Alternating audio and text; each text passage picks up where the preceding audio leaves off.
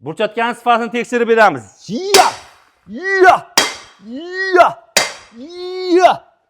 Demak, shunda burchatga bo'lgandan sinadi. Quying razov etildi. Yoqing aka, yonsin.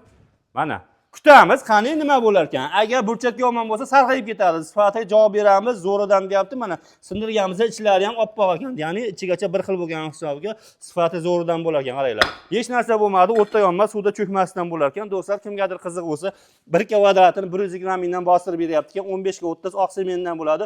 Kubiklari ham granit bo'ladi.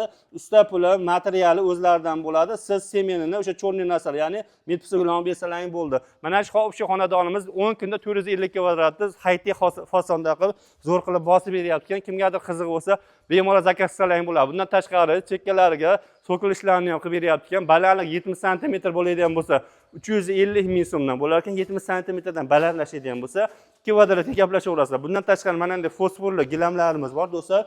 120 ga 180 usta puli material bilan ataga 2200 ming so'mga qilib beribdi.